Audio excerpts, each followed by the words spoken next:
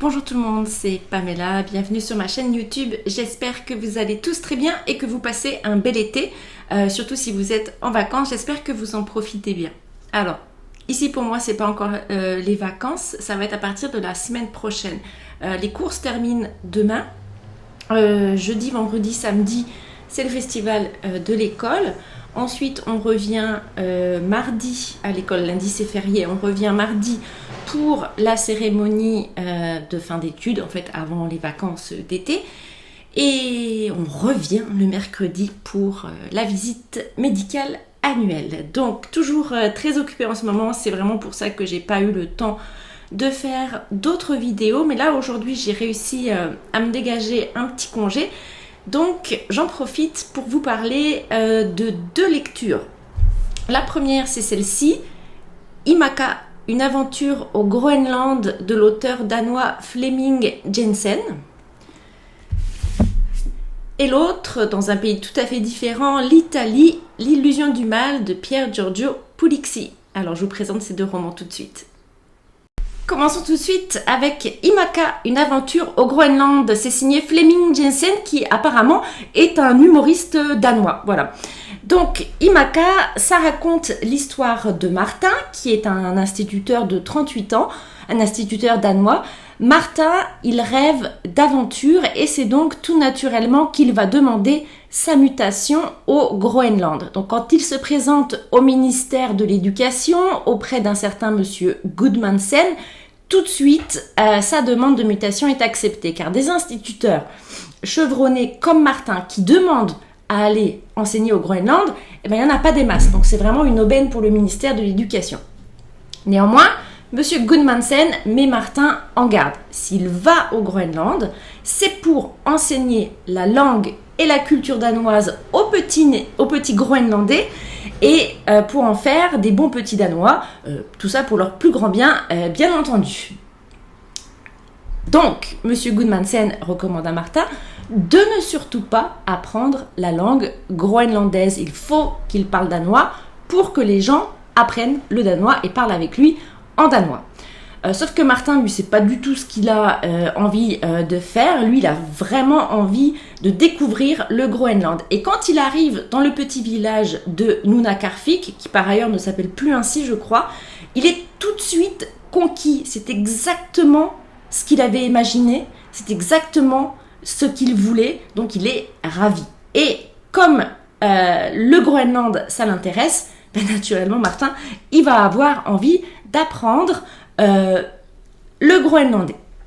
Et puis, il va remettre un petit peu en question ce que le ministère de l'Éducation préconise, à savoir de changer la culture des Groenlandais pour les transformer en bons Danois. Donc ça, Martin, c'est quelque chose qui remet en question aux grandes dames de monsieur Gudmandsen, qui se rend compte très rapidement qu'il y a un petit problème quand Martin refuse de commander les manuels de danois créés justement par ce fameux monsieur Gudmandsen. Voilà. Donc je ne vous en dis pas plus sur les aventures de Martin au Groenland, mais sachez que j'ai été totalement conquise par ce magnifique roman. C'est génial. Franchement, je vous le recommande. Le sujet est un peu lourd, on parle quand même de l'acculturation d'un peuple par un autre. Néanmoins, c'est fait avec beaucoup d'humour. Il y a des passages qui sont franchement très drôles. Je repense notamment à l'arrivée dans le village de Nunakarvik d'un chanteur d'opéra qui débarque du bateau, qui voit les habitants qui applaudissent et qui se dit « mais j'ai jamais eu un accueil aussi fantastique », alors que ce que les habitants applaudissent, c'est l'arrivée du papier toilette, parce que ça fait en fait des semaines qu'ils sont privés de papier toilette. Voilà. Donc c'est très drôle, mais ça fait quand même passer des messages qui sont très importants et ça donne à réfléchir un petit peu sur tout ce qui peut être colonisation, acculturation des peuples. Ce que j'ai bien aimé aussi dans ce roman, c'est que l'auteur ne tombe pas dans l'idéalisation du Groenland ou de la société groenlandaise. Il n'hésite pas à parler de tout un tas de problèmes, notamment l'alcoolisme qui sévit parmi la population.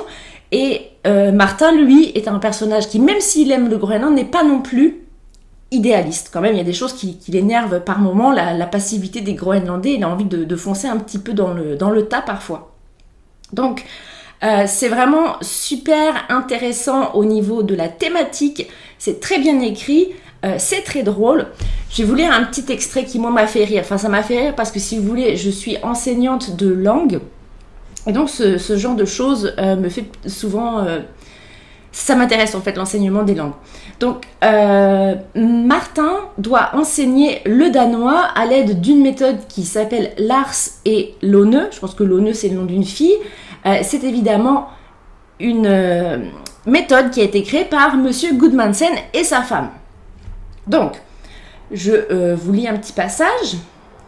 Lorsque l'on enseignait le danois avec ce support, un dialogue entre l'instituteur et toute la classe qui répondait en chœur pouvait être de ce type. Lone voit Lars. Est-ce que Lars voit Lone? Oui, Lars voit Lone. Est-ce que Lone voit Lone? Oui, Lone voit Lone parce que Lone a un miroir. Est-ce que Lars a un miroir? Non, Lars n'a pas de miroir. Lars a un saucisson. Est-ce que Lone voit le saucisson de Lars dans son miroir? Non, Lone ne voit pas le saucisson de Lars dans son miroir parce que Lone voit Lars dans son miroir et Lars n'est pas un saucisson. Lars a un saucisson. Donc, voilà, et ainsi de suite, voilà comme c'est écrit. Bon, voilà, c'est ce genre de méthode, ça existait avant. C'est un roman qui, je crois, se passe dans les années 70, donc ça rappelle un petit peu les méthodes d'enseignement des langues de ces années-là. Donc moi, c'est vraiment quelque chose qui m'a fait rire. Et des passages drôles comme ça, il y en a vraiment beaucoup. Il y a aussi des passages très très émouvants. J'ai oublié aussi de vous mentionner un autre personnage important du roman, c'est un jeune homme qui s'appelle Jacob. Lui, il fait le chemin inverse de Martin, c'est-à-dire qu'après avoir passé un certain temps au Danemark, il revient au Groenland et il a du mal à se réacclimater à sa culture d'origine, surtout à la nourriture. Et là aussi, c'est très intéressant de voir ce côté-là. Donc, je vous conseille de lire Imaka de Flemming Jensen. C'est intelligent et c'est très drôle. Changeons maintenant de lieu, d'ambiance et de genre avec un polar italien, L'illusion du mal. Tout commence quand de nombreux Italiens reçoivent un message sur WhatsApp, un message disant « La loi, c'est toi », accompagné d'un lien vers une vidéo. Les personnes qui ont cliqué sur ce lien peuvent voir filmer en direct un homme ligoté sur une chaise et cet homme, il a eu toutes les dents arrachées. Alors cet homme, il s'appelle Daniele Truzzu, c'est un pédophile notoire qui, malgré ses nombreuses victimes, n'a jamais pu être condamné à cause du fonctionnement de la justice italienne. Les personnes qui ont visionné la vidéo sont ensuite appelées à voter. Est-ce que la personne qui a kidnappé Daniele Truzzu et qui lui a arraché toutes les dents doit aller plus loin et tuer le pédophile? Donc c'est la question, elle est simple. Est-ce que vous voulez que je tue cet homme, oui ou non? À Cagliari, en Sardaigne, la police est en pleine ébullition parce que Daniele Truzzu, ils le connaissent bien et il est bien porté disparu. De plus, on a retrouvé ses dents sur le pas de la porte d'une de ses victimes. Il y a deux inspectrices qui sont chargées du dossier, Mara Raïs et Eva Cross, et pour résoudre cette affaire, elles vont être assistées d'un criminologue milanais qui s'appelle Vito Strega. Elles vont tout faire pour arrêter celui que la presse a surnommé le dentiste parce qu'elles sont persuadées que Daniele Truzzu ne sera que sa première victime. Il va y avoir un gros emballement médiatique aussi autour du fonctionnement de la justice italienne. Elles ont les médias sur le dos, donc il faut qu'elles agissent très vite. Alors, c'est voilà pour le résumé de ce polar. Alors, si j'ai choisi ce roman, c'est vraiment un par hasard. Je ne sais pas trop comment il a croisé ma route, je ne me souviens plus du tout.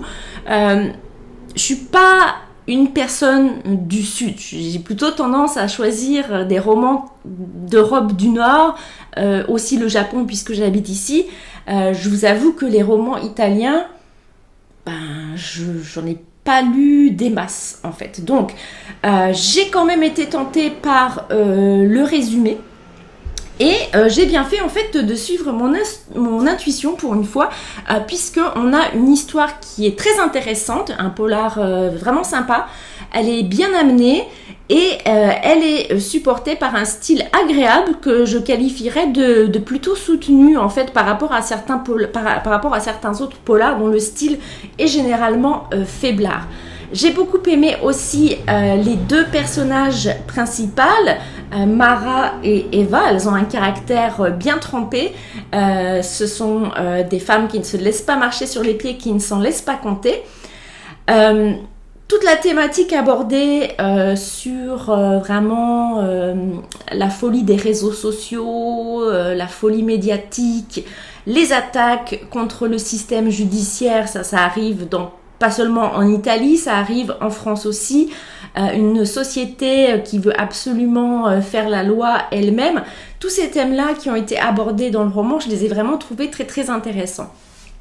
L'autre point que j'ai beaucoup aimé, alors ça tient plutôt à la forme du récit, on a des chapitres très très courts qui font 3-4 pages, ce qui est très bien pour moi qui vais toujours avoir un livre sur moi et qui vais par exemple le sortir pour quand je fais la queue au supermarché ou quelque chose comme ça. Donc ça me permet d'avancer un petit peu sans perdre complètement le fil de mon histoire. Donc vraiment conquise par ce petit polar. Je regrette seulement de ne pas avoir lu le premier tome parce qu'on parle un petit peu du passé des deux inspectrices, Mara et Eva, et je me suis un petit peu sentie perdue par moments par rapport à ça. Donc je pense que j'aurais dû commencer par le premier tome de leurs aventures, même si je ne regrette absolument pas d'avoir choisi cette histoire qui est, je trouve, bien ancrée dans notre société contemporaine et qui donc, moi j'ai trouvé intéressant et original. J'ai bien envie de lire d'autres polars de Pier Giorgio Puglisi pour retrouver le style surtout et en savoir un petit peu plus sur nos deux inspectrices. Voilà, donc j'ai trouvé que c'était un polar sympa, original, ça nous change des polars ou des thrillers qui sont un petit peu éculés. Là on a vraiment quelque chose j'ai trouvé de plutôt moderne. Donc voilà, j'ai beaucoup aimé ce roman et si jamais la thématique vous intéresse, eh bien, je vous le conseille à vous aussi. Voilà, c'est la fin de cette vidéo. Évidemment, j'ai lu d'autres romans depuis ma dernière vidéo, mais je préfère pas vous en parler maintenant parce que je voulais me concentrer vraiment sur 2 livres à la fois, sinon après ça fait des vidéos un petit peu trop longues. Je voulais quand même vous parler, avant de vous dire au revoir, de ce roman. Je ne sais pas si vous le connaissez, La maison au milieu de la mer céruléenne. Alors, j'ai acheté ce roman parce que 1, j'aimais la couverture, 2, j'aimais le résumé, et 3, sur tous les sites que j'ai pu consulter, les avis étaient quasi unanimes. C'était quelque chose de merveilleux. Sauf que moi, là, voilà, comme vous pouvez le voir, je me suis arrêtée en chemin. Je suis à peu près à 200 pages. J'ai bien aimé le début, j'ai bien aimé le style, j'ai bien aimé le personnage principal. Et puis, au bout d'un moment, je me suis sentie un petit peu, comment dire, trop cernée par les bons sentiments. Moi, j'ai envie qu'un roman me fasse réfléchir, si vous voulez. Et là, j'ai l'impression qu'on me servait tout sur un plateau. Donc, ça m'a un petit peu dérangée. Néanmoins, je voudrais quand même tenter de le reprendre parce que du coup, j'ai reconsulté les critiques par rapport à ça. Et c'est fou le nombre de critiques positives de ce roman. Alors, est-ce que ça vient de moi? Je sais pas. Est-ce que vous l'avez lu? Si vous l'avez lu et si vous l'avez aimé, j'aimerais que vous me laissiez un commentaire pour me motiver à continuer cette histoire. Voilà, ça serait sympa. Donc, on va terminer la vidéo maintenant. Comme je vous l'ai dit en introduction, je suis en vacances à partir de la semaine prochaine et je m'envole pour la France. J'ai bien hâte de retrouver ma famille, mes amis et aussi bien sûr d'aller faire un petit tour en librairie. Alors je vous souhaite un très bel été et je vous dis à bientôt. Matane!